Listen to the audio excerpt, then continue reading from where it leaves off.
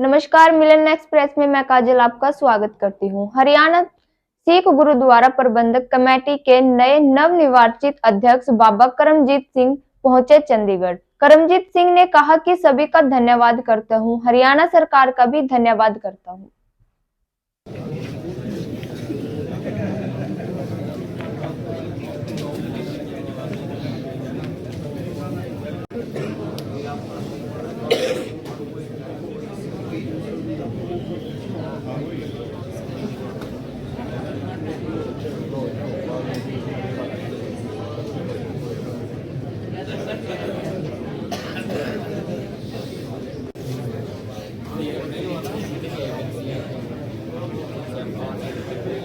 और सूचन की शिकायत हो रही है।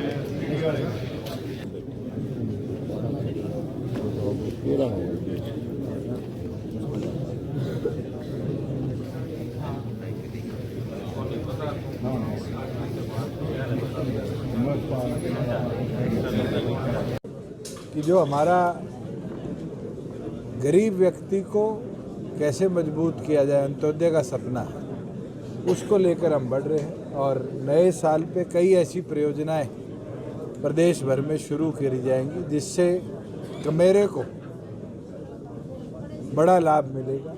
खास तौर पर जो बीपीएल की एक समस्या थी, जिसके अंदर आप फॉर्म भरते थे, rural development urban local bodies उसकी वेरिफिकेशन करता था, उसको अब समाप्त कर परिवार पहचान पत्र के साथ हम जोड़ने का काम करेंगे कि जिसके परिवार की आय भी 180 से नीचे है, बीपीएल सुविधाएं उसको पूर्ण तौर पर मिले। और जल्द ये टारगेट है कि 1 तारीख से नए राशन कार्ड भी उस योजना के तहत हम शुरू कर दें। दूसरा, जैसे हमारी फर्दें थी, आज फ़र्द की गवर्नमेंट डॉक्यूमेंटेशन कहीं भी हो, उसकी वेरिफिकेशन पटवार खाने में जाकर होती थी।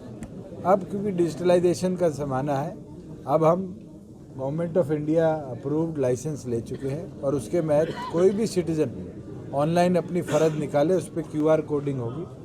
बैंक्स भी, गवर्नमेंट रिकॉर्ड भी उसको तुरंत वेरीफाई भी कर सकता है समय के साथ, और उसको एक वेरीफाइड डॉक्यूमेंट के तौर पर ट्रीट करेंगे। साथ में एक समस्या आ रही थी HSVP की बहुत लंबे समय से, उसको भी जल्द हम निपटाने का काम करेंगे कि उनके एसेट्स भी, आज property ID urban local bodies नहीं बना पाई, इसलिए रजिस्ट्री उनकी रुकी हुई थी। ये मामला मेरे आगे कालाबाड़ी में भी आया था, आपके रोहतक का भी आया है, भिवाड़ी का भी आया था कि HSVP के सेक्टर्स जो पुराने कटे हुए हैं उनकी रजिस्ट्रेशन में दिक्कत आती थी। जल्द उस पर भी हम निर्णय लेकर नए साल पे वो निजात भी दिलाने का काम करें। अच्छा सीएम साहब, जिस तरह से कोरोना चीन के अंदर तबाही मचा रहा है, उसको देखते हुए आज सेंट्रल गवर्नमेंट ने, हेल्थ मिनिस्टर ने आज मीटिंग ली और गाइडलाइन जारी करने का फैसला किया है, तो स्टेट गवर्नमेंट क्या स्टेप उठा रही है? देखिए, गवर्नमेंट ऑफ इंडिया हमारी नोडल है। पूरे कोविड के 2 साल के दौर के अंदर वो अपनी गाइडलाइंस जारी करती थी, स्टेट्स उनके ऊपर गाइडलाइंस बनाकर उनको इम्प्लीमेंट करती थी। अभी तो आप बता रहे हैं कि उनने मीटिंग करी है, स्टेट को गाइडलाइंस आएगी, जरूर उनके ऊपर पहले भी चले, आगे भी चलेंगे। पूरा नेशन वाइज मुद्दा बन चुका है drugs. Haryana state drug free हो, इसके लिए क्या प्रयास करें? ऑलरेडी हरियाणा, हिमाचल, उत्तराखंड, पंजाब ने जॉइंट नारकोटिक्स कंट्रोल के लिए एक बड़ा सेंटर पंचकुला में बना दिया गया। और उसके बाद आपने देखा होगा पिछले बड़े अरसे में बहुत बड़े खेप ड्रग्स के पकड़े गए। इसी तरीके से और प्रदेशों के अंदर भी नारकोटिक्स के ऊपर बहुत बड़ी कार्रवाई चल रही है। मगर ये एक ऐसा, मुझे लगता है, व्यापार है जिसके अंदर पुलिस की तरफ से कार्रवाई तो चलती रहेगी, हमें सिटीज़न इन्वॉल्वमेंट भी बहुत ज़रूरी है। और मैं तो इस नए वर्ष पे आपसे ये मांग कर सकता हूँ कि इसमें अपने अखबार, TV चैनल के माध्यम से मूवमेंट शुरू कराओ कि सिटीज़न पार्टिसिपेशन बढ़े, कि इंडिया ड्रग मुक्त बने। अच्छा, आज राहुल गांधी की जो यात्रा है नूह से प्रवेश कर रही है हरियाणा में, और वहाँ एक रैली की गई। भूपेंद्र हुड्डा ने कहा कि ये कांग्रेस के लिए यात्रा नहीं है, ये बेरोजगारों के लिए है, छोटे व्यापारियों के लिए, किसानों के लिए, मजदूरों के लिए। सही बात कही। आज कांग्रेसी बेरोजगारी हो रखी, आज उनकी जो हालत है, वो भारत जोड़ने की बात करते हैं। आप खुद बताओ हरियाणा में कितने धड़े हैं? उनको तो पहले अपने धड़ों को एक करना चाहिए, फिर जाके इस तरह की यात्राओं के ऊपर इस तरह के मैसेज देने चाहिए। 32,000 का पिछले महीने तक था, 3,000 करोड़ का निवेश अब इस महीने आया है। 33,000 करोड़ का निवेश हरियाणा में आना रोजगार बनाने हैं।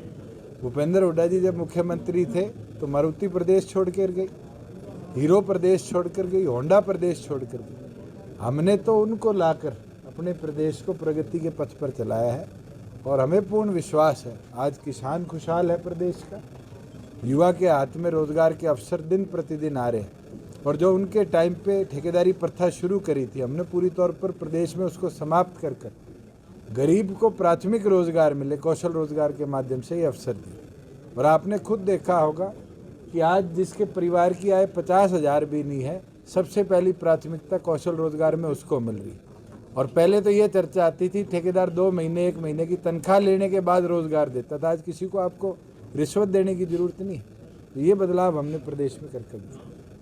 सर, इनेलो के प्रदेश अध्यक्ष का कहना है कि बीजेपी और जेडीपी को हराने के लिए वो कांग्रेस से भी गठबंधन करते हैं। चलो उनकी पार्टी की सोच उनने बता दी। मैं तो चाहूँगा उनकी पार्टी के राष्ट्रीय अध्यक्ष चौधरी ओम प्रकाश चौटाला जी भी इस पर मोहर लगाए कि उनके प्रदेश अध्यक्ष ने जब ये बात कह दी कि वो कांग्रेस के साथ मिलकर आगे चल सकते हैं, तो ये तो चौधरी देवीलाल की विचारधारा को आज पूरी तरह भूल कर कदम उठाना। चौधरी ओम प्रकाश चौटाला फिर सक्रिय हो गए हैं, वो करें कि थर्ड फ्रंट अब बनेगा। परमात्मा उनको और ताकत दे और आयु दे और इसी तरह राजनीतिक तौर पे वो काम करते, मैं तो यही दुआ कर सकता हूँ। जेजेपी की छात्र wing INSO MBBS bond policy का विरोध कर रही है, इसे कैसे देखते हैं? देखिए, पीछे INSO के साथी भी और जो मेडिकल बोर्ड के धरने पर बैठे मुख्य 7 लोग जो हैं वो मेरे पास स्वयं सर्किट हाउस में आए थे, आप भी उस दिन वहाँ मौजूद थे। उनने खूब देर चर्चा भी करी, 4 पॉइंट्स उनने मेरे आगे रखे और सीएम साहब ने वो चारों तो रिजॉल्व करे ही, 1 पॉइंट और उससे अधिक रिजॉल्व कराने का काम किया। मुझे लगता है नई पॉलिसी कल इशू हो गई थी और अब बच्चों को सेटिस्फाइड होकर अपनी पढ़ाई पर ध्यान देना चाहिए, क्योंकि उनके भविष्य के लिए ये ज़रूरी है। और सरकार के जिस तरह एक्सपेंशन हो रहे हैं day by day medical colleges के लिए, हमें भी आगे टाइम पे शिक्षित डॉक्टर चाहिए और अगर वो हमारे यहाँ सेवा करेंगे तभी जाके हमारे मेडिकल कॉलेजेस भी सक्सेसफुल होंगे। INSO सहमत नहीं है? INSO भी सहमत है। अगर कोई एक ऐसा पॉइंट है तो जरूर हम उसको भी टेकअप करेंगे। INSO की सहमति के बाद ही तो 4 पॉइंट पे रेजोल्यूशन आया।